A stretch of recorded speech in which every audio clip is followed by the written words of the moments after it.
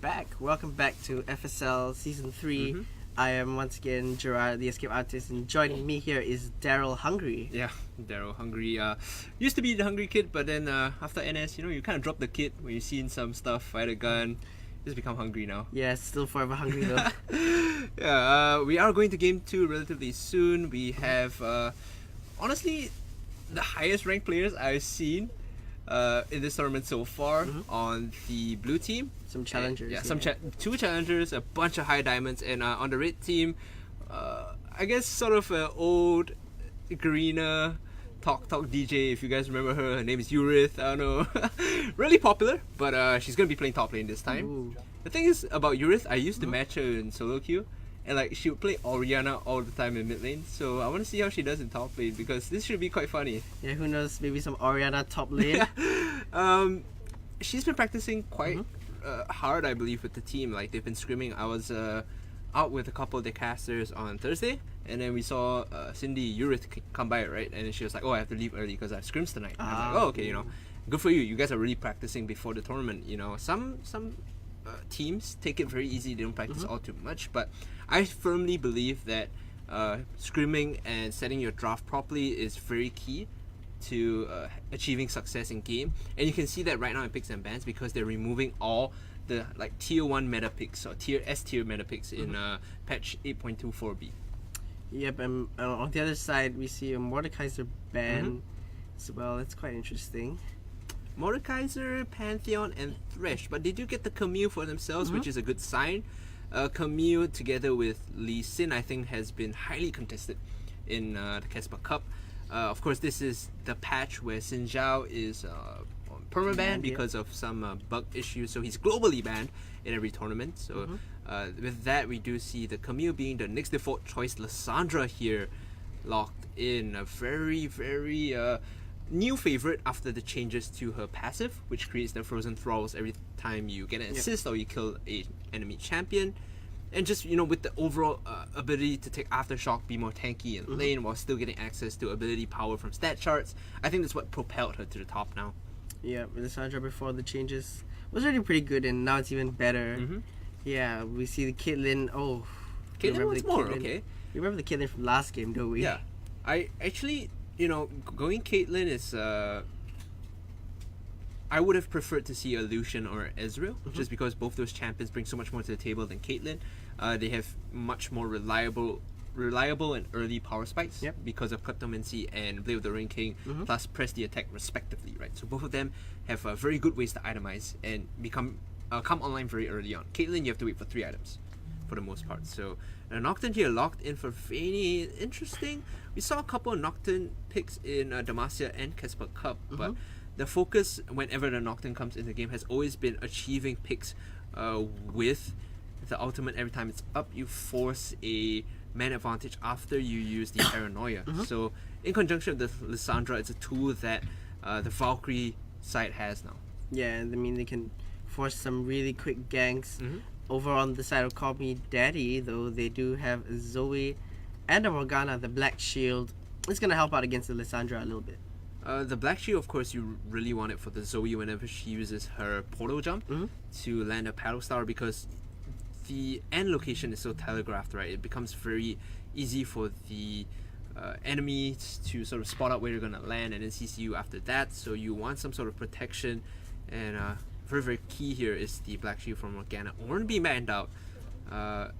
Not something we've seen all too much after the changes to his numbers. They tweaked it very heavily after Worlds, but still a heavy team fighting champion that we have to respect, right? Call of the Forge God is always a tool that's going to be very accessible and reliable whenever you want to start fights. Yeah, and over on the other side, we see Cassiopeia and Galio being banned out. I remember just now you were mentioning how Galio is very strong, so clearly Valkyrie doesn't want any of that. The brand, definitely a counter pick towards the Morgana, because by dealing ability power damage, magic damage, right? You remove the Black Shield, and it's been like a solo queue counter. It's been a professional counter, so no surprise there. If you've been playing long enough, you should be expecting this. It's a very harass heavy bot lane, but the issue here being that they don't have a reliable way to escape. So if the Camille can come in once you're over pushed, that forces a situation where you get very quick and accessible ganks off. Yeah, and on the other side, they've picked up the Kai'Sa as well. Quite a scary late game. Can jump in with the CC as well.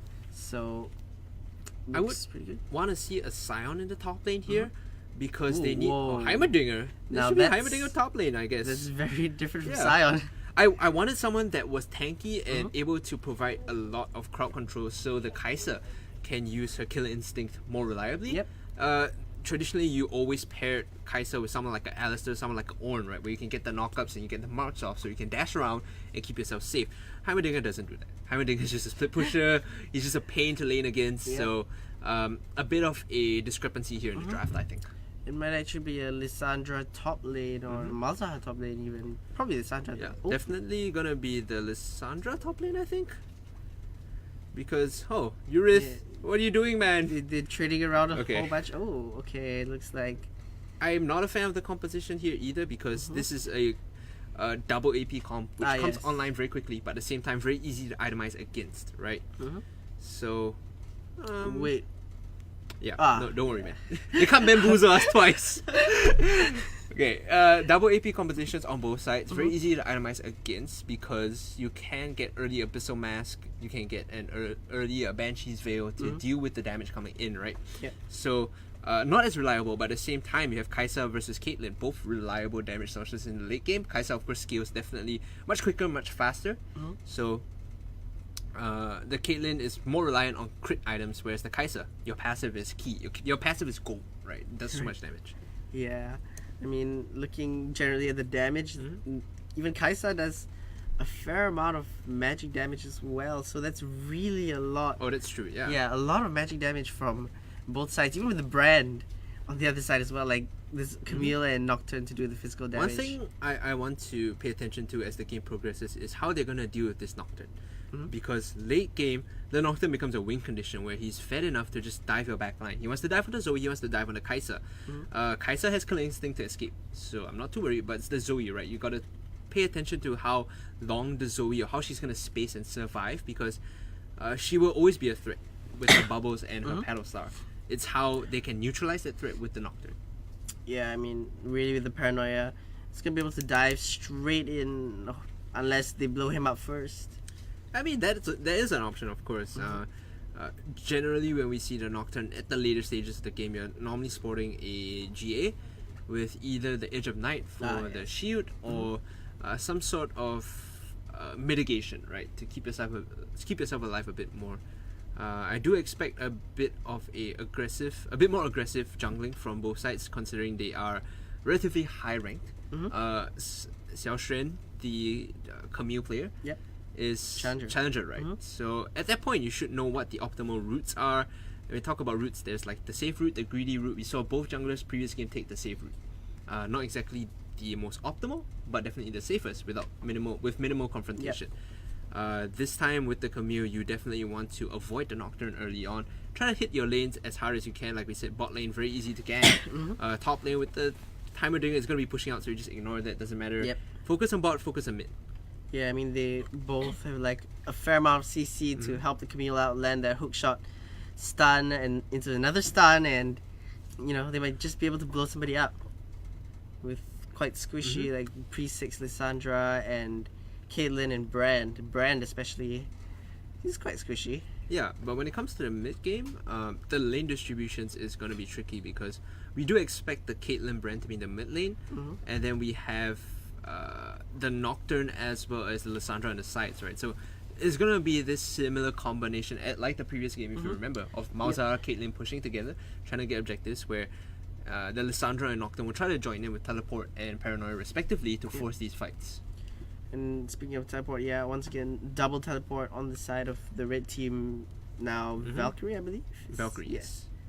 And Zoe has Ignite, but can Zoe steal the teleport? I wish she took Cleanse, because that would have been a safer option against the Lissandra's Frozen Tomb.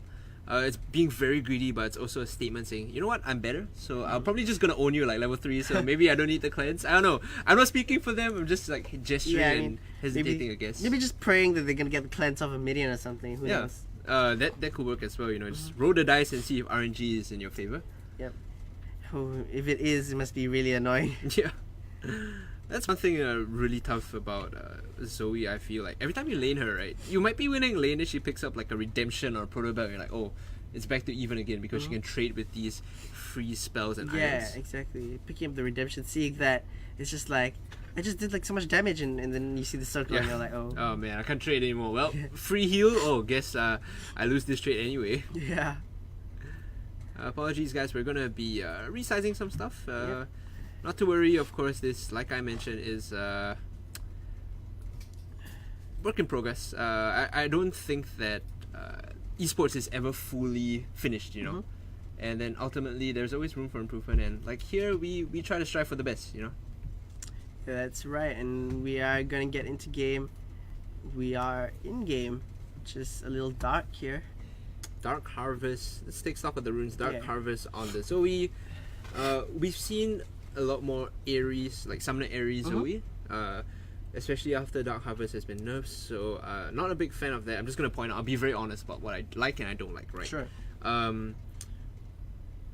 The Dark Harvest Zoe, like I mentioned, not really that good in terms of just optimization. Whereas Aftershock Lissandra, thumbs up.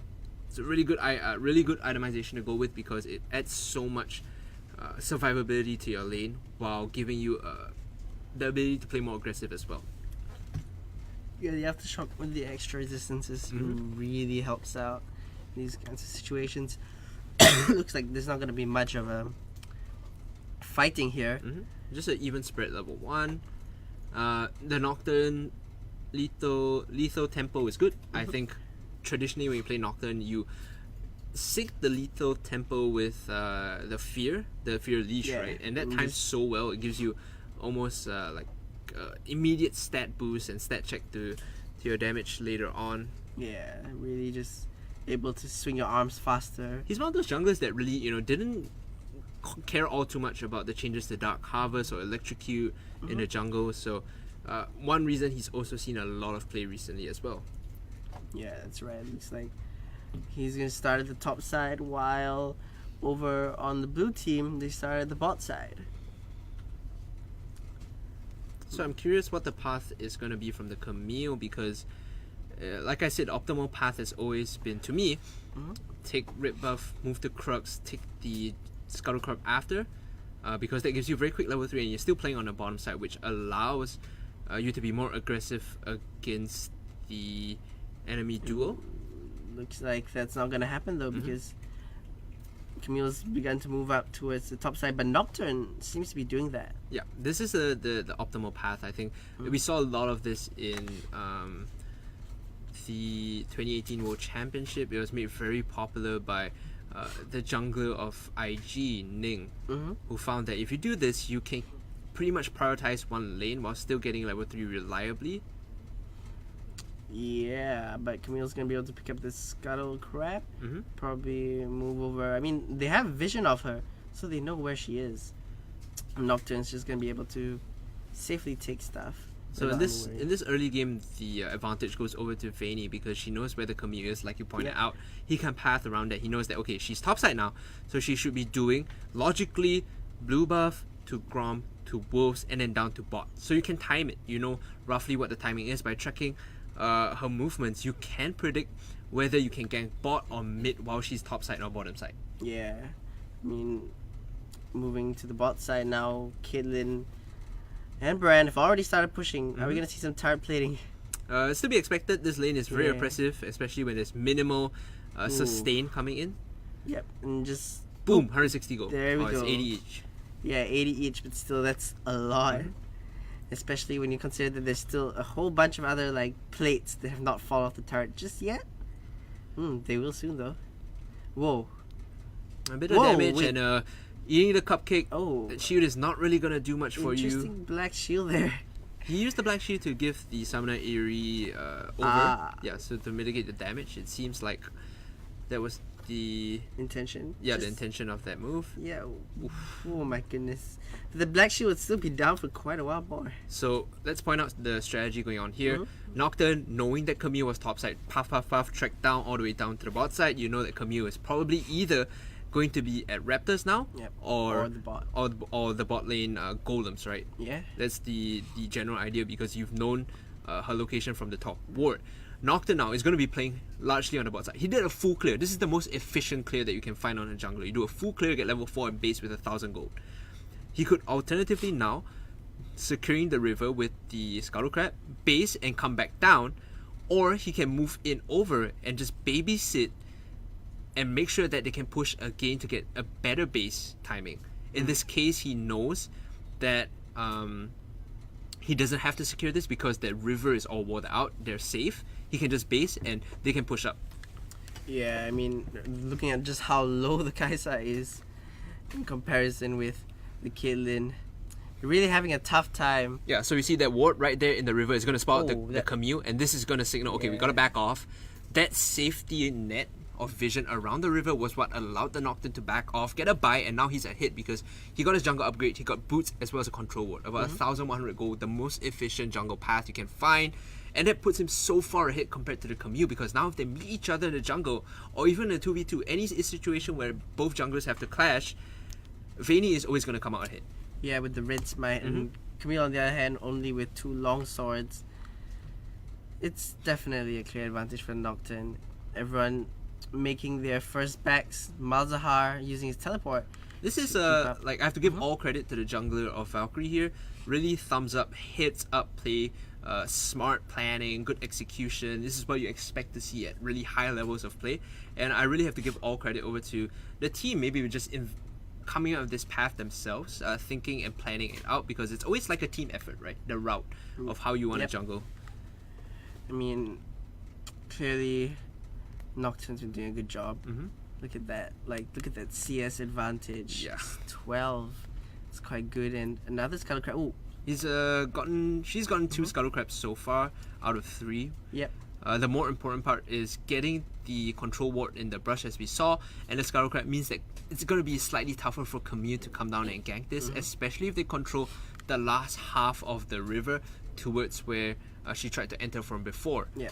Because when you're ganking on blue side as Camille, there are only so many paths you can use to get behind them. And if you cover that net of vision, well, you can't really force the ganks anymore. It's completely different on the reverse, but in this way, the bot lane always has the advantage against Camille. And just look at that zoning. It's really just not much that you can do as a Kai'Sa against this Caitlyn with effectively like nearly double the CS of the Kai'Sa.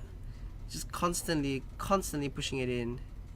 Camille is around the bot side, chooses to walk out a bit before probably going back to take the red.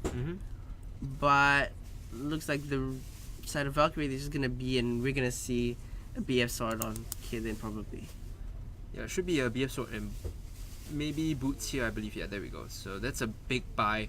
An item discrepancy. The bot lane is all but a given now. It's going to go in favor of Valkyrie. Yep, and Brand's been able to make a move up. Are we gonna see the CC chain? There is no vision of the Brand just yet. Maybe Lissandra can use the claw to get in though. Okay, he's going to get spotted out by that control ward, and Delusion will know that Sandra has support of the Brand. Aggressive but push still up an though. aggressive push. Stunned. The first stun. Oh, flash away from Paranoia. Being popped. But no follow up. Yeah, could have been coordinated better, I think. The call to go was made by the Lissandra, but Brand didn't really follow up in time. You could see she still had her flash. Yep. Had she perfect chained it, it would have allowed for the Nocturne to come in with Paranoia and one-shot the Zoe as well. So execution error on the side of Valkyrie. They've seen really good cerebrally, just in terms of planning. But execution now starting to falter a bit. I want to see them pick it up, be less sloppy, guarantee the kills a bit more. Yeah, but the Paranoia is a long cooldown, so... Especially level 1. Yeah. Like, what is it? Like, close to 3 minutes, I think? So it's gonna be quite a while more before that threat becomes real again. Black Shield. Oh, big damage. Yeah. Just look at that. Morgana is nearly taken down. Just a little bit more and the ace in the hole, and that would be first blood. Looking at the itemization from the Camille, going for the... hold on thought. Here. Just a little bit of... She could go in for this, actually. Yeah, actually she could. There's a lot of damage. Oh, but she doesn't have an ultimate, actually. So she's not going to be able to. Sorry, you were saying just now? Looking at the itemization from the Camille, going for the early Tiamat, I heavily disagree with this, and I'll tell you why. Because in terms of stats, the price of Tiamat went up in the recent patch. It's now 1,325 gold. Previously, it was 1,200. And with that rise in price, it is no longer cost efficient to pick it up as your first item. You almost always want to get your Caulfield's Warhammer into the upgrade, because that is the more stat efficient choice. So in this case, that's going to set Xiaoshen back a bit more as the Camille as we progress into the 10-9 minute mark. Yeah, man. Speaking of being set back, Nocturne taking yet another Scuttle Crab. They actually have no vision on the dragon, but Delusion is here. Yeah.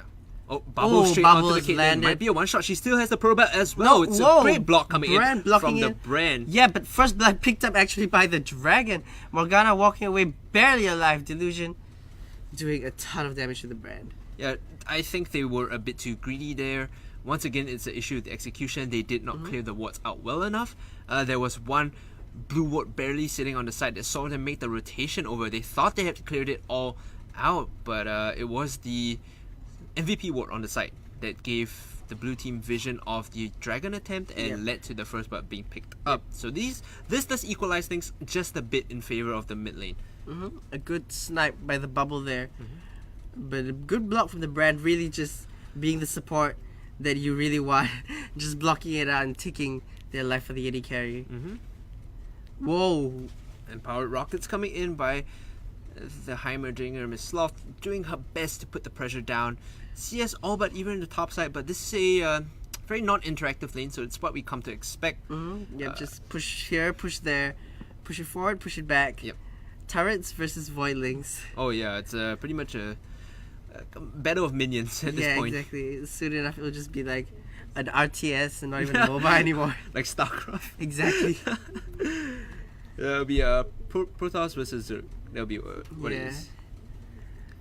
So we move our focus back over to the bot side where there's actually some action. And Lissandra just throwing out the claw, choosing not to go in. She's being very aggressive with the Glacial Path. I don't necessarily think it's the best choice, especially when there's a lot of lack of vision around the mid lane. So every time she does that, it exposes her to getting ganked by the hookshot from Camille, right? Yeah. She does go in more aggressively into the mid lane once more. Uses the Frozen Tomb onto Delusion, not finding the kill. But Paranoia will probably find the kill. The portal jump, it won't be enough. Flashes in, takes the kill. Wait, execution. It's going to be execution coming in. Yeah, but now the Lissandra is going to fall over to the Morgana, who uses the Ignite to pick it up, and the Soul Shackles as well. So once more, we call into question the execution. It seemed very clean at the start, but juggling the aggro and not really finding the proper exit that they wanted. Yeah, but because Morgana moved over to the mid lane, bot lane, they just picked up a whole bunch, like I think 300 over gold from 2 turret plates, and they might even get the third because Kai'Sa is still quite behind. And look at that wave clear, just the pill over Peacemaker in combination with the Brand's Pillar of Flame, and they can just clear waves like crazy. So what you want to do before the turret plating goes down is to stack a big wave, send it into the turret when the plating is still up, right? Deny all that away while still threatening the dive from your mid laner and top laner, or even the jungler, right? So you force the enemy AD carry to get zoned out, take the turret when the wave is cleared, and then move over to dragon. That's like the maximum efficiency if you can do it. That is so aggressive. Just portabelling forward, letting the bubble, and a huge trade. Portabelling back forward. Whoa, portabells on both sides. But Lissandra, no Frozen Tomb, so she's not actually going to be able to find that much return damage. Zoe winning that trade out. This matchup shouldn't be 100% like that all the time. It's just the addition of the Proto Belt from the Zoe makes it much tougher for the Lissandra to deal with. The random spells right on her Spell Thief is what really kicks off this trade. Yeah, the Proto Belts. And the Proto Belts for Lissandra is nearly back up. Who knows if Zoe gets another one, we might see a repeat of that. Pay attention to the cooldown on the Paranoia, because the moment it's up, we should see it all in coming in from the Lissandra, especially now that you mentioned Proto Belt is up.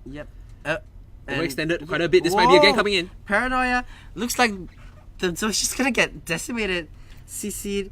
Yeah, feared, CC'd to death. Stunned, and the fight on the bot lane as well. The Pyroclasm bouncing, a maximum amount of bounces, a lot of damage on the Kai'Sa, but Camille's hanging around.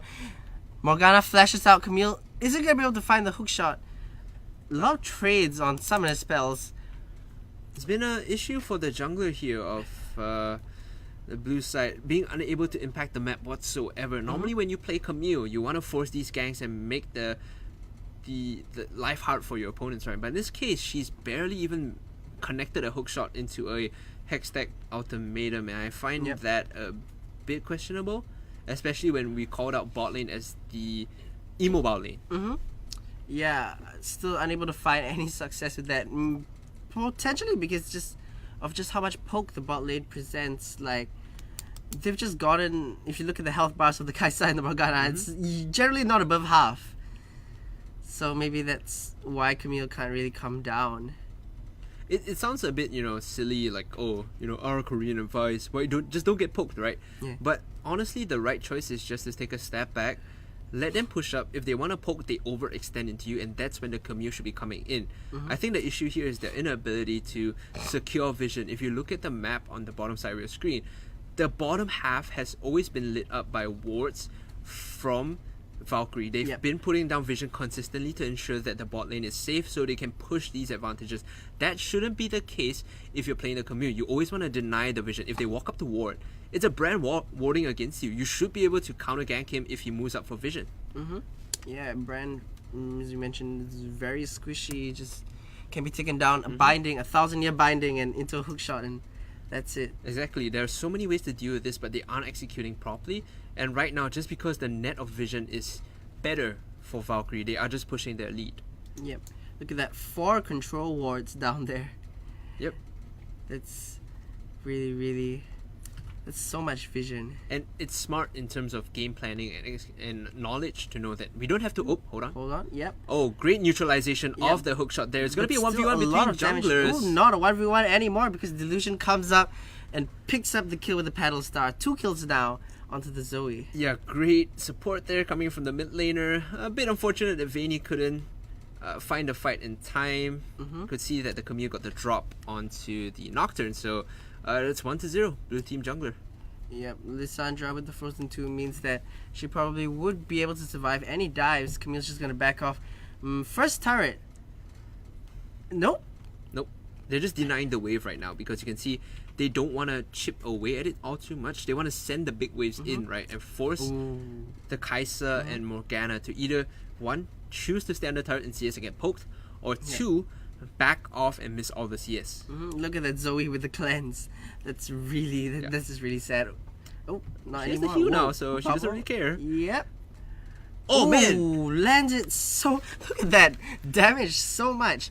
Challenger mechanics, boys. Yeah, man. Look at that. Use the cleanse into the heal, walk out bubble, and boom. That was pretty smooth. Yep. Forces Lissandra back. Oh, it's a blue smite now. Oh, boy. If there's like an objective edge here. Why is this champion still in the game? Just remove it, man. My thoughts exactly, honestly. Like, look at this. Zoe now with 2 kills, Luden's Echo. That's gonna be a lot of damage if she lands a bubble. So like we were talking about, double AP compositions, neither team has gone for any sort of magic resist or double dipped into magic resist. Oh, Paranoia popped. We'll be able to use it in time, yes, but the heal coming in as well is going to keep him alive for a second longer, but the key will be given over to the Caitlyn. This is a suppression onto the Kai'Sa, and it's going to be a double kill picked up for Urith, who teleported in and made the fight. There's Valkyrie turning the tides of battle here, netting a 4-4-1. They'll give over the Nocturne, but they say we'll take the rest of your team anyway. Yeah, they mopped everyone else up. Gonna get a Mountain Dragon, and probably the first turret as well. Huge advantage over to the side of Valkyrie. And take a look at the top of your screen. Miss Sloth, the Heimerdinger, no teleport. The advantage gained by Urith because it was a couple of seconds up early. Yeah. This is League of Legends, right? You have the 30 seconds advantage. You're just going to translate that into a 4 kill and a massive goal lead and a dragon and a Scuttle Crab as well. Why not? Exactly, and a Mountain Dragon, which is really going to help them push even more. The Caitlyn's going to become even stronger. Heimerdinger using the ultimate. Probably not the best timing to use it, but does get some damage down onto... As someone that likes to play Heimerdinger in bot lane just to infuriate people, I can say that the best thing to supercharge is your grenade first, Yep. And then following that, it's actually the missiles and then the turret last. The turret is actually not very impactful if you don't have the Zhonya's Hourglass to kite around. In that case, using it to take the turret down was completely justified though, because it does give it bonus health and help you siege. Yeah, does manage to get the turret down. Looks like we see the lane swaps, bringing the Caitlyn and the Brand over to the top side. The bot lane from the side of, the blue side. I actually don't like this lane assignment because, like I said, I want the Lissandra to be in the bottom side, considering she has the teleport to join in. The advantage is matched by the Heimerdinger. In this case, if Urith is matching the bot lane, she can't teleport up, right? In a sense, you want the teleports to match each other. A lot of damage now. That stepping straight into the bubble. Pelstar does not land, but if it landed, it would be a disaster. Yeah, but back to my point. Yep. Urith, no teleport. She shouldn't be in the side lane. She should be in the mid lane, which allows for easier rotations. Have the Lissandra go down to the bot side and free push against the Kai'Sa and Morgana. Yep. The Lissandra is also more mobile because she has the Glacial Path to get out, whereas Morgana, Malzahar only it doesn't have any form of reliable escape. Yep. Vayne is hanging around. Paranoia is up. And Heimerdinger with no stopwatch means that it's going to be a very easy dive if they choose to take it. And Camille hookshotting over to a blue is going to get invaded on. Spotted out. Ooh. Looks like she might just concede this one. Yeah, they should just force it here, whereas it shouldn't be contested because the Kai'Sa is nowhere near this fight and she just needs time to scale up. Right now she only has the Storm Razor. She's looking to go into the Guinsoo's Rage Blade next and then itemize into a bit more of a hybrid build. Yep. Still farming, but Urith returning to the bot lane once again. It's not the Lissandra. No turret yet. But Heimerdinger, he's not exactly able to push out now that there are these two. They've got a whole bunch of wave clear and a bunch of turret clear, I guess, to clear out the Heimerdinger's turrets that he's been using. And in addition to that, Vayne hanging around as well. Also, I just realized it's... Ooh, hold that thought. Never mind. Zoe's probably going to go down to this one. Yep. Ace in the hole. Oh, doesn't take just for good measure. Yep. Vayne securing that one. Yeah, but I was going to say that it's 21 minutes in. Nobody took the Rift Herald. Yeah, it seems to be running trend. Oh, 1v1 solo kill there by the Caitlyn straight onto the Heimerdinger. Maybe caught sleeping, shopping. Yeah. Didn't really get to see that one, but a solo kill is a solo kill, and you know what, I'll take that any day. With that, they secured the mid lane tier 1 as well. Yep. So where is their attention going to be centered on next? Because all other turrets should be done now. If the Caitlyn can secure top tier 1. Yep, should be hers as well. It's the next dragon is in slightly over a minute, so the focus could be there.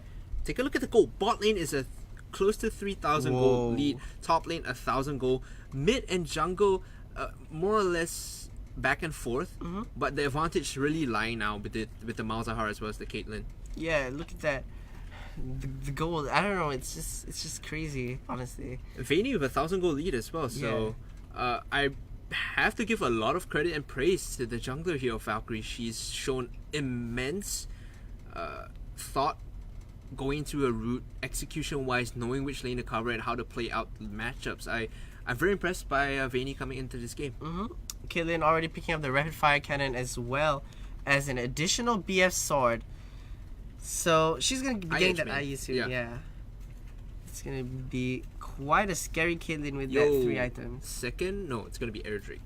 I thought it was going to be second Mountain Dragon, because if they do get second Mountain Dragon, Baron is a very simple take. Ooh, look at that. It just goes down. Yep. There's no way he's surviving. Even with the stopwatch. Yeah, there's no point in using that, honestly. Like, looking at the amount of damage that they were just able to put out from the Nocturne and the Brand. They're not respecting the Nocturne. The presence of the Nocturne has to be respected. If you don't see her on the map, there's no reason you should be pushing up that far without your team behind you.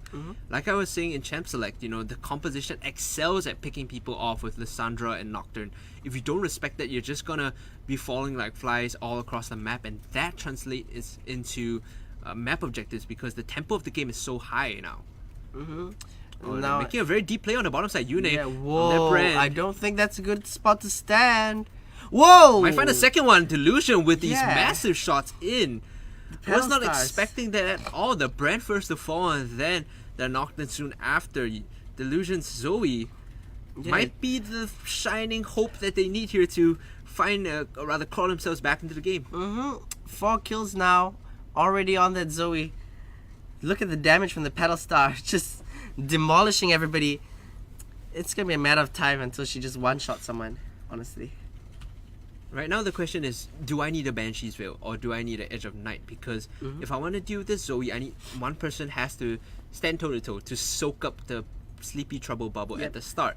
It's not gonna be the Caitlyn, it's not gonna be the Brand, right? So the onus has to fall right now on the Lissandra, the Malzahar, who has the spell shield, or the Nocturne, who also has a spell shield.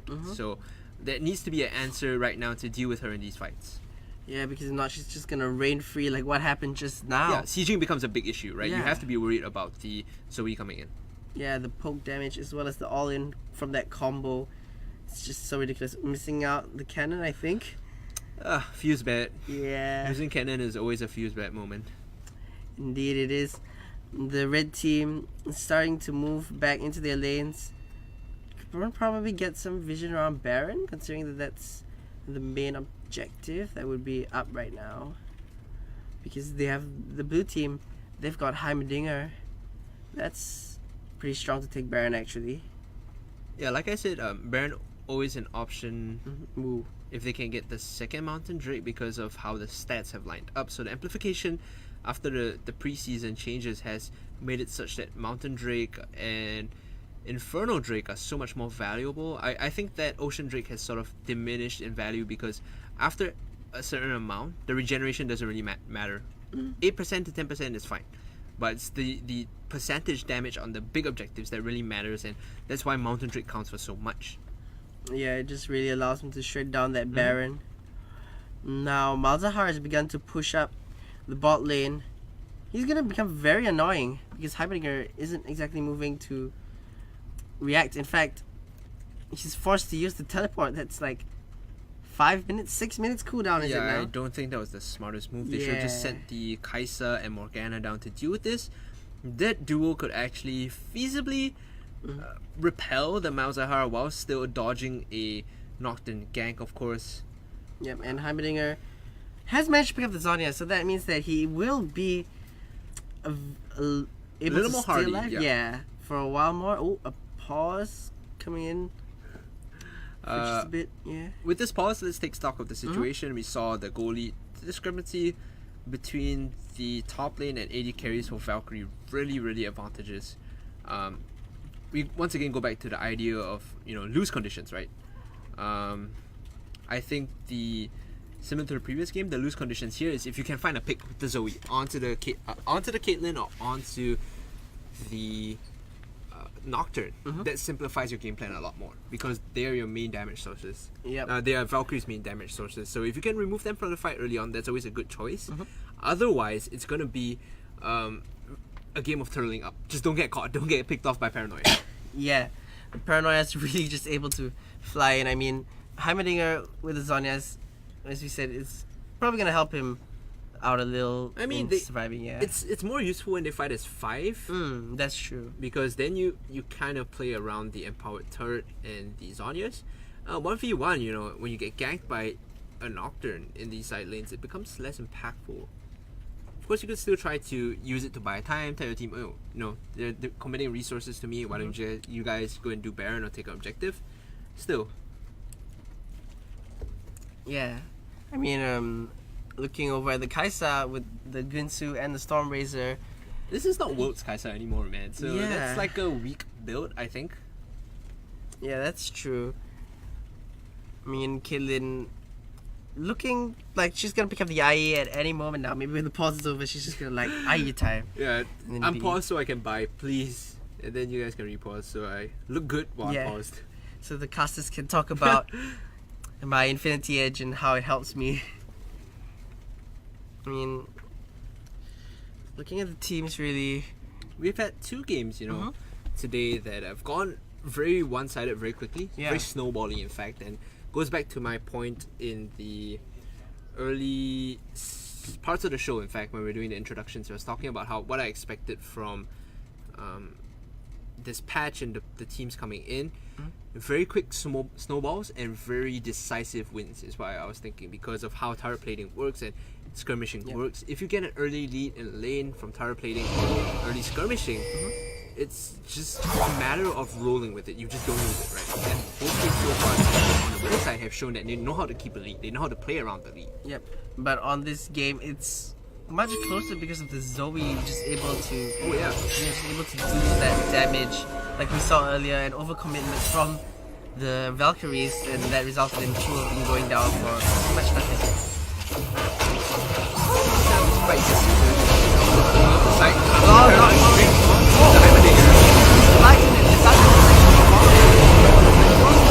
I mean, Camille's up as well. It's a chase some hit though, so bit of a early and over-eager trigger being pulled by Vayne here. You're commenting on how she played so well early on, but there was a bit of miscommunication. You have to think that the team was not on the same page. First, after the fight time. Although they did get the Camille as a jungle for jungle trade, you should be trading for more when you pull the trigger with such big, expensive ultimate stats. Yeah, and Lissandra just used the claw a few seconds, like maybe 1 or 2 before the paradigm. Using the claw to clear out the wave, but it doesn't help out much with putting one turret down. Like moves like that end up like because they're not on the same page when you're playing a composition that relies on going layer it's a way for if they didn't get the Camille in that fight, it would have been a free bear. I guarantee it. For them, they have Malta has the threat and Reset helping out with it, and getting the Camille off their back. Still, the Nocturne overcommitment really. Yeah. So squishy, just like because if the Camille doesn't die, the Baron threat is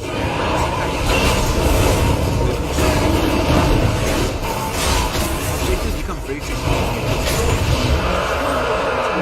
Objectives, it's the second Mountain Dragon now. You were talking earlier about how much it helps. This is time. This is Baron time. They beeline straight for Baron. They just Paranoia is already up. You just need to set up the vision, bait them in, turn very quickly. Both teams have A+ turn potential if the opponent walks up. Because of Paranoia, because of hookshot, there's so much strong follow behind it as well that they can bait enemies in and then take the fight by turning onto them when they walk too close. I like that Yurif is setting up away from the bottom side. This is a patch where minion waves push very quickly after the 25-minute mark, and following that it accelerates even more. So Yurif setting up the wave with teleport advantage as well is a very good sign for Valkyrie if they want to secure this. If the Hammer's teleport cooldown is just half done, it's about 3 more minutes. It's up and a lot can happen in 3 minutes. So we'll see if Valkyrie are able to capitalize on this one.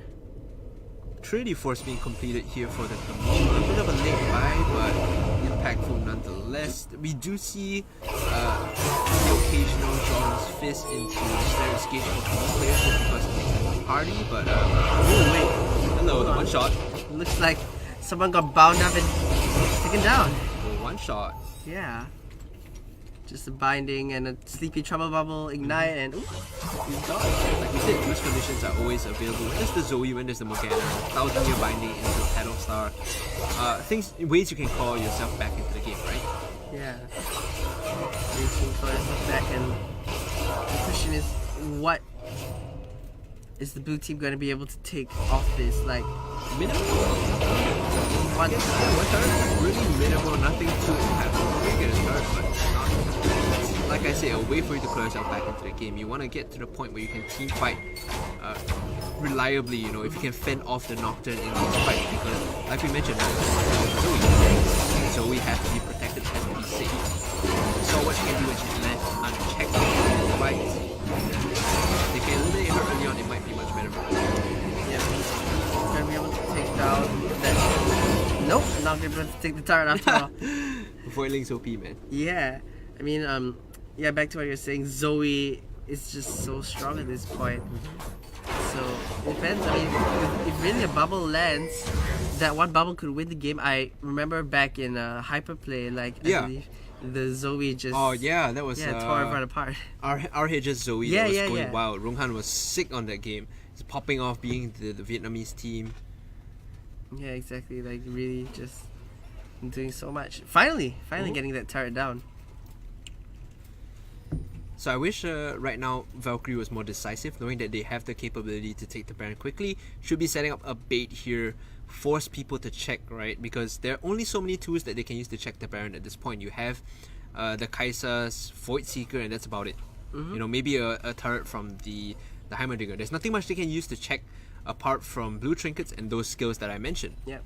So you eliminate the vision, you force them to walk into you, and then you pull the trigger and turn the fight onto them. They're not doing that now. They're being very hesitant. Yep, Zoe beginning to just throw out like Trauma Bomb after whoa. Big damage. Yeah, Redemption being used by Zoe as well just to keep them safe. But still, look at that, like face checking straight into a Heimerdinger. That's not the kind of thing you want to be doing at this stage when one pick could mean the entire game. Claw forward even. Good sidesteps. Fancy feet. Yeah, but that was still really dangerous.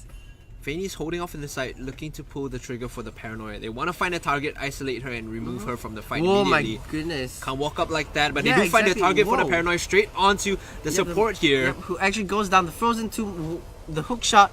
2 already going down.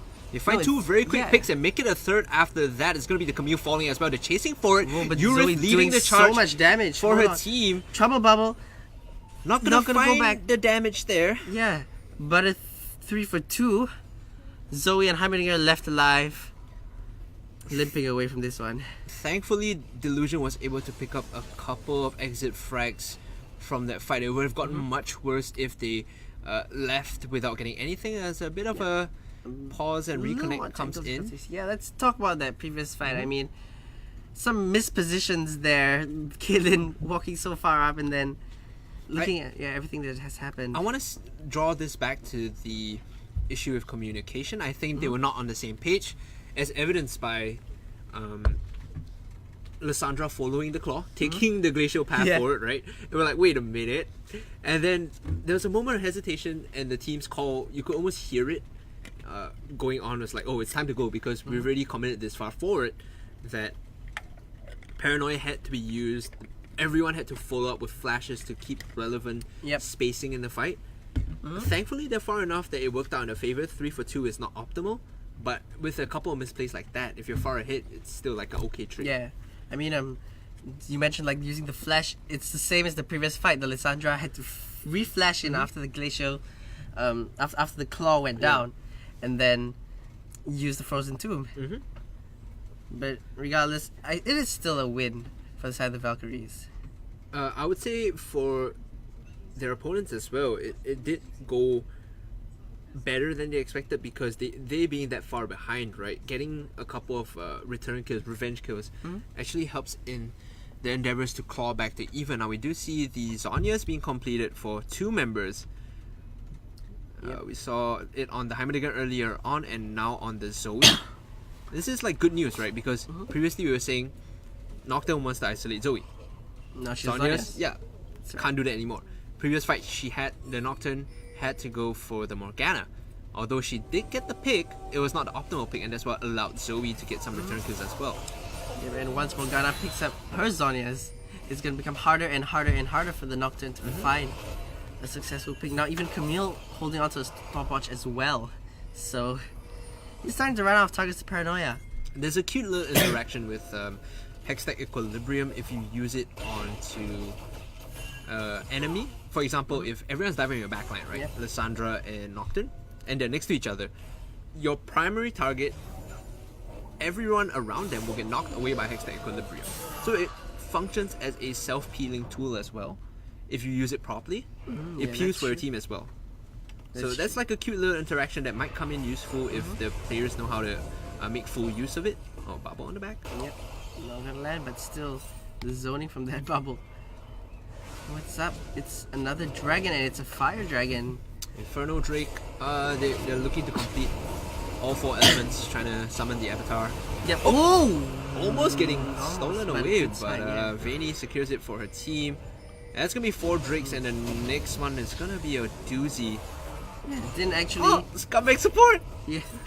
Where'd she take the blue? She's not mid lane. It's a passive. It's not his fault. Don't blame him. She's not mid lane. She shouldn't be getting blue.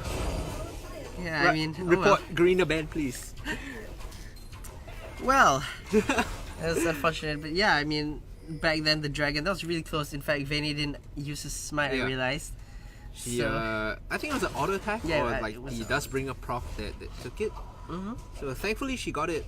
Otherwise, it's like start the flame, right? Jungle, why no smite? Noob jungle, please support. Why no smite? Thanks. GG, you never get dragon, I will steal your blue. Yep, and you see the entire team just picking smite ready. Now let's just take a look at the gold. Zoe establishing a lead for herself over the Lissandra. It's still pretty close though, but I think the biggest gold lead comes from the bot lane. 1,000 gold bounty. Top. Yeah, top. Yeah, top as well.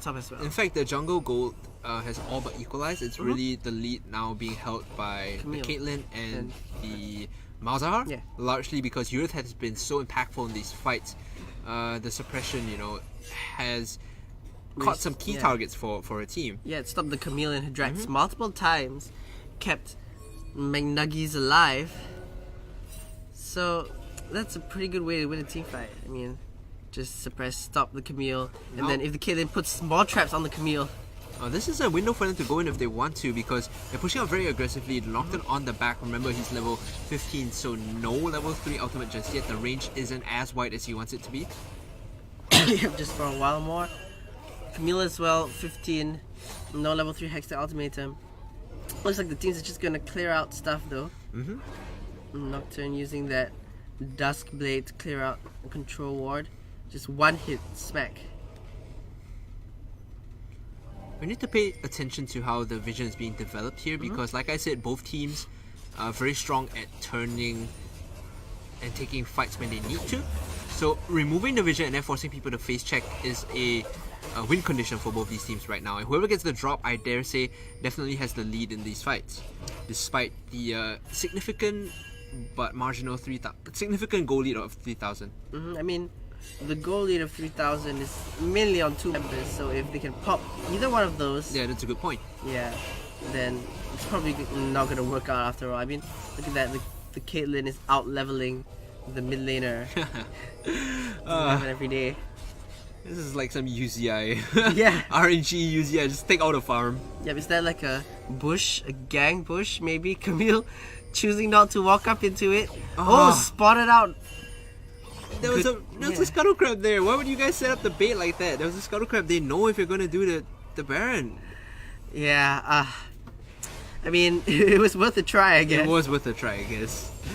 It's like might as well, since they might face check this, but with that, it gives the window here.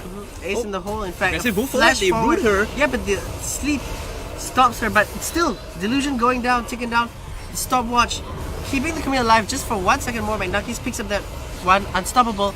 Now Morgana picking up a kill onto the Lissandra, but the back line. Yeah, Kai'Sa just flying, but whoa, Heimerdinger not gonna be able to find that. Oh, flashes, but actually, it's gonna live with the hourglass for a second longer. A very, very messy fight, but overall a 2 for 4 and a Baron here secured. All but certainly for the Valkyrie girls. Yep, unless Heimerdinger can do something about it, but I highly doubt Mid-Slot's gonna be able to do anything. With the Void Link, that's gonna be a way for them to juggle the aggro. He even finds the Honey Fruit as well for the heal, so this is Baron secured and for Yurith and company. And in that big fight we saw, it was the Lissandra that started out with the Glacial Path, immediate flash forward to land the root onto Zoe and pop her. Yep. Zhonya's did nothing there in that fight. She couldn't even activate it in time, and once they got that kill, they knew this is the window we have. Yep. Without their main damage up, we're just gonna push forward and win the fight. Yeah, and that was a really, really good pick there. Even though Lissandra wasn't able to use the Frozen Tomb on the Zoe, they still managed to pick her up, so that was pretty good. The Frozen Tomb came in really handy when she needed to heal up to go back into the fight. With this Baron, that split push that Yurith was in charge of in the bottom lane earlier just becomes scarier now. Yeah, just so much stronger. They're gonna begin pushing. Let's see what lane they choose. I mean, mid lane doesn't have an inner turret. They might be able to go for the inhibitor on this one, but Elder Dragon is up as well, and with the fire and 2 mountain dragons. If you get the Elder Dragon, your push is gonna become crazy. It's gonna be more than crazy, in fact. This is a big objective that I think if the blue team gives up, it's going to seal the deal here. Yeah. They lose off of that drag. So they need to fight for this dragon here, and they need to fight real quick. They're not even in position yet. Camille was on the top side of the map. This is going down very quickly. It's only at 4,000, 2,000 now. They're backing off, pulling this out, and it might get stolen. No, it doesn't because it was secured by the Caitlyn right there. MVP right there. No smite, but still. I mean, that was quite close, but the crit from the Caitlyn managing to take it. And as you mentioned, it's probably going to seal the deal. Yeah, it should seal the deal here. I want to call into question the position of the Camille. When that dragon was up, she was on the top side, taking away either the blue buff or the Gromp, and just not being set up, not in a position to set her team up for success. She was nowhere near close enough to steal that dragon away. The Heimerdinger burning away the upgrade just to clear out one wave. It's not going to be up for the next one, so we're just going to have to see how this is going to work out. Caitlyn just going to lifesteal off that. Look at that. Look at those crits, man. Timely spell shield to remove the Sleepy Trouble bubble. Yep, and all of them on fire. The wave clear, the Baron buff is just going to help out so much. Ace in the hole, taking the Heimerdinger down pretty low. Paranoia popped. Is the Nocturne going to fly in?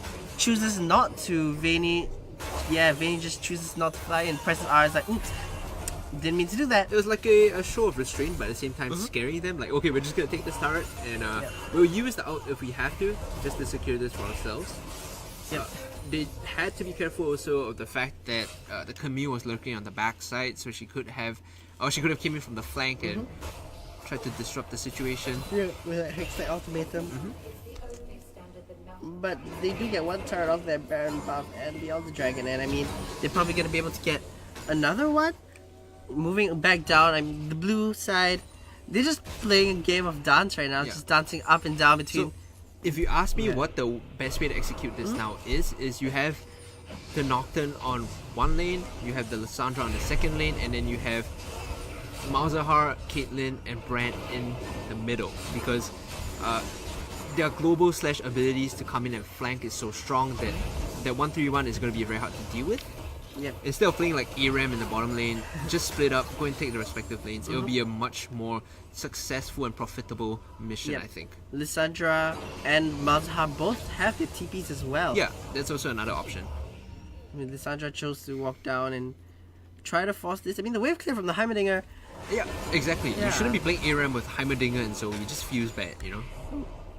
Another pause. I mean, let's see here. What chances does Call Me Daddy have to win this one? What are they Same gonna do? thing, I'm going to go back to the concept of like loose conditions, right? So we saw misplay coming in, a miscommunication from Valkyrie. Didn't layer their engages at the same time, and they actually took a worse than ideal trade. If the same thing happens, we're late enough to the point where the opposition could push for inhibitor and could push for a larger objective. Another loose condition is if Delusion can pop the Caitlyn before the fight starts. Yeah, already with the Rabadons. It's going to be a lot of damage. I mean, you talked about the Banshee's Veil as well just now, and Lissandra has one of those. Yay!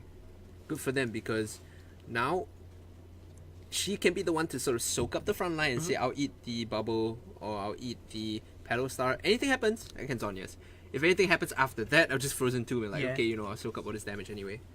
5 seconds delay. I mean, Caitlyn, though, 607, 1,000 gold. Caitlyn has been quite the star pick these past 2 games. It really helps that they always pair them with like really oppressive laners, so they just push up and take the turret plating. Bit of a pause here as we figure out what is going on technically. Hopefully we do fix that real soon. Yeah, but I think it might just be some lag, but we'll get back into the game really soon. I mean, Mountain Dragons, Fire Dragons, Elder Dragon, Baron, that's a lot of objectives on the side of the hit team, yeah? They're set up to succeed, right? If they do fail, it's because of like a misplay. I don't want to be, you know, too harsh or like judge them by the same ruler that I use for the other pro players, but the fact is, this is the position where you're set up to succeed, and if you fail, it's on a big misplay. Yeah, definitely. I mean, you might look at the goal lead, 8,000, but really, everything else that they have stacks up even more in their favor. I mean, both teleports available as well if they do choose after this pause to go for like a 1-3-1. Yeah, just they should like right now decide. Okay, after this unpause, we go 1-3-1. Nocturne top, Liz bot, and then the remaining 3 just sit in the center and just push, push 24/7. Because worst case, if they commit to try and kill us on the side lanes, we can always teleport in or reinforce. Right? There's so many good ways for them to reinforce. And instead of playing ARAM where Heimerdinger is just gonna laugh at you, except Zoe's just gonna laugh at you and pedal style the wave. Yep. And I mean, now they're Baron buff and all the dragon has run out, and they took only one turret, I think. Was it Yeah, it's one? very Yeah, very only one minimal turret. returns. Yep. And Baron coming up in about 2 minutes. We're gonna see probably gonna see a fight for that one as well. 43 minutes in game already. Everyone's starting to spike up. I mean, we haven't really talked much about the Kai'Sa, who's picked up a QSS as well as the Hex Drinker. Ooh, Okay. Another pause. Yeah, the Kai'Sa. This is traditionally when the Kai'Sa hits like the break point, where she's scary. Right now, you have to respect the damage coming in, but at the same time, you have to see who she's up against. The Caitlyn is always going to outrange the Kai'Sa. Yep. She's going to be able to deal more damage with every single auto attack, considering she has the IE, Rapid Fire Cannon, and Storm Razor, right? Remember, Storm Razor gives crit on every other attack, and IE amplifies that even further. So, pound for pound, she's not going to be able to match up with the Callista. The Caitlyn, what am I saying? Yeah. However, what she can do is support from the back, serve as that turret by being very mobile. Use the Killer Instinct to dodge around, and then the invisibility as well. Yep. Sort of be very slippery. She does have a QSS as well for the Malzahar ultimate, so she can probably run around. But then again, I mean, there's just so much CC as well on the side of Valkyries. I mean, even if she QSS's the Malzahar stun. I want to say, like, there was a game I casted in Hong Kong, the Return of the Legends, right? So, like, I think BB, the TPA X TPA 80 carrier, he was on Kai'Sa and it was banned out, like, for 3 games. He got it on the 4th. And they were playing against, like, the old pros, like X-ish, High. And the game was almost over. It's, like, the same thing, you know, 43 minutes, enemies up at, like, close to 10k. BB just popped off on the Kai'Sa with the same items. And I think it's one of those things, like, if your skill ceiling is high enough, you could definitely do the same thing. Yeah. As long as, like, it's one of those, like, oh, I'm Vayne, I do Vayne things. I'm Kai'Sa, I can do Kai'Sa things as well. We'll see if that happens after this pause. I mean, imagine, like, who knows, some pentakill or something. Yeah, but in that game, of course, BB didn't have, like, the Heimerdinger top. He had, like, he had an Ornn who was, like, able to frontline, you know, create opportunities for him to dash around. Lean here might be in a tougher spot because there's not so many ways she can kill an instinct around and just dodge. Yeah. I mean, if all else fails, look at that Prestige Kai'Sa. Shiny. So they're resetting now. Baron is going to be up in a minute and 10 seconds. Set up the vision and then turn if they have to, because, like I said, that's one of the ways they can win. It's like a default, right, that they can use to win. Yeah, man, once again, Heimerdinger moving to bot lane to start pushing that one out. Teleport will be up soon, but not exactly yet. I would argue that the teleporting Heimerdinger actually barely does anything in these fights because they end so abruptly and you can't really force a situation whereby your team kites around the turrets. Yeah, if you had 2 tanks, right, and it's like Heimerdinger ADC, normally what you do is you have the tanks just fight front and back, you station and you slowly move the turrets up. So, like, there's this line of reinforcements behind them. But in this case, you're just going to pop because everyone's running away from the Nocturne, everyone's running away from the Lissandra.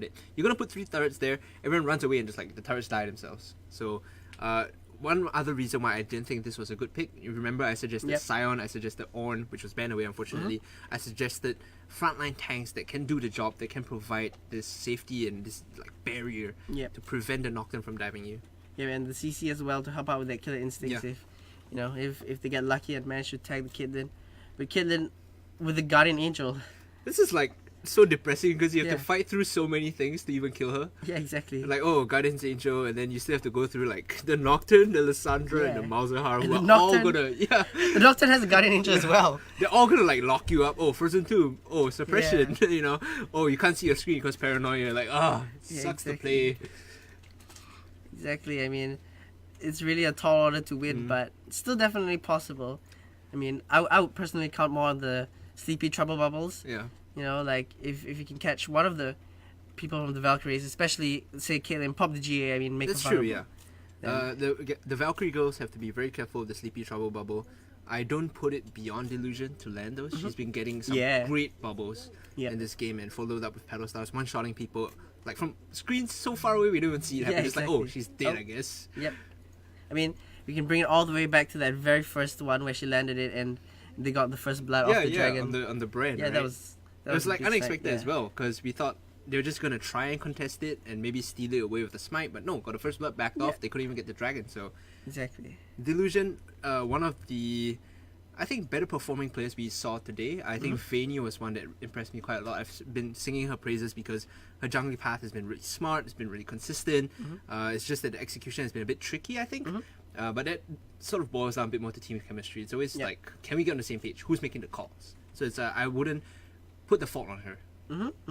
I mean, if they can get a proper engage with like a synced up glacial path and the paranoia. That's the dream. Yeah, exactly. And I think that at that point, there's not really much you can do on the side of Call Me Daddy.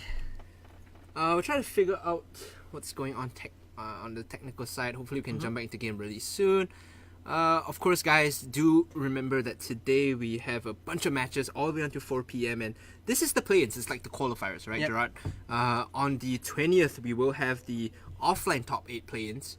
And then on the 27th, we'll have the top 4, which is pretty much the semi-finals. And the finals on that one day. So stay tuned to the Facebook page, guys. The venues, everything will be announced, the prizes, even, you know, we do have a couple of like lucky draws for Q&As and things you can win by tuning into the stream. Maybe even come down to watch the matches and just have fun, because that's what this is all about. It's a community event for our Singapore, Malaysian, you know, Thai, Philippines friends, everyone coming together to play. Yep, just come down, watch some fun League of Legends. I mean, come down with your friends, take a look at everything that's going on. There's bound to be good action, as you can see from these past 2 games. I told you, man, it was going to be bloodthirsty. Yeah. I mean, once this pause over, we're going to see what's the next course of action. Baron is up in less than a minute as well, so that's going to be quite a big objective to contest. And if Valkyries can secure that one, then once again they have a very strong siege. Let's take a step back from the game.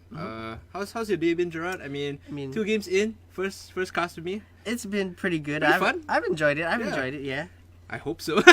I'm just messing around there. Yeah, I mean, it's been a good day so far. I did not oversleep. I woke up on time. I'm very happy about that, and I have a coffee in my hands, courtesy of our very delightful and hospitable indeed organizers and handlers here. Have been very nice. The ladies at FSL. Yep, they've been helping us out with like water, getting us food, coffee, everything. I feel happy here. Yeah, and like I want to say, despite the pauses and everything, it's been really fun casting community events. Yeah. I've said this multiple times, but like that's how esports started. If you think about like other titles as well, like the FGCs, Street Fighter, or even like CS:GO, it's always been sort of bootstrapped. Yeah. Before like big money came in, studios and like massive productions, it's always been 2 guys like us in front of a computer talking over a game, trying to figure out what's going on. I mean, honestly, this whole like professional esports is also quite new. So before that, it's just been community events, exactly. And like the setup here as well, it reminds me a lot of the Old Arena Stadium. If you've been there before. Have I? Yeah, I've been there. Yeah, it's like a screen and then like a small table, and just we squeeze into a camera in front of us, and it feels very, very much like that back in the day, like 2014, 2015. Yeah, I missed the Arena Stadium. I remember like the one that I went for was this event. I don't know, but the selling point for my friends at least who dragged me along was that you could win a Poro. Oh, right. Like a Poro lucky draw if you predicted the winner. And the best part is that we all predicted the winner like completely wrongly, so nobody won anything. And that's a really good gathering point for a lot of us back then, because if you think about how esports is like in Singapore, there wasn't really a central place to play. There were like LAN shops and stuff, but it wasn't like a central meeting area or like a place where you could spectate matches. And the Green Stadium, I think, did that for a lot of us back in the day when they had like finals or season splits finals where they come in and they just invite the Taiwanese teams, you know, the Thai teams, the Vietnamese teams to come in and play. That was really fun. Yeah, that was really fun. I remember like there's one other event that I went for, like they really left them out. I think it was Worlds 2014. Like it was the Worlds qualifiers.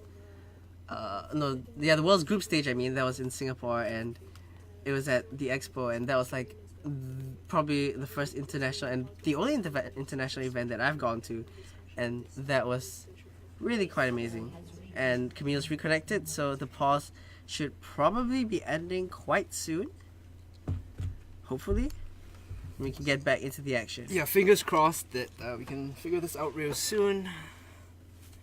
I just heard that it's an issue with the ping, so we're trying to figure out if there's any way we can lower it. Of course, guys, this is like an offline thing, so we're trying to figure out if like there's any way we can settle this. Of course, they're not playing live with us right now. Yeah, I mean,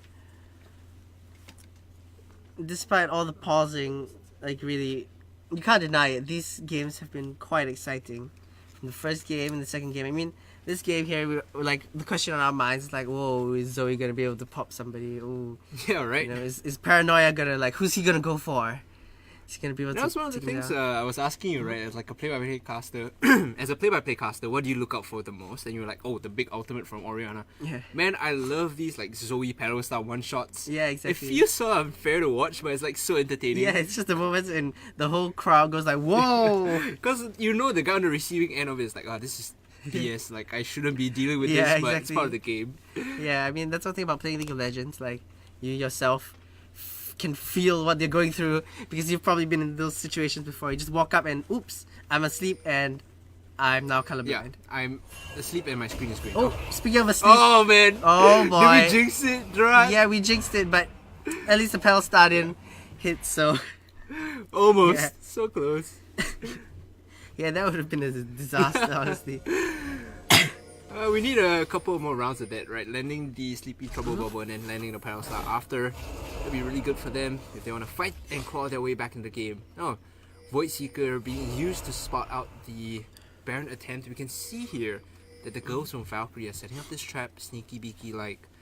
Yep, no vision on the side of from the blue team, so they're pretty clear to just do a death push. I mean, look at that.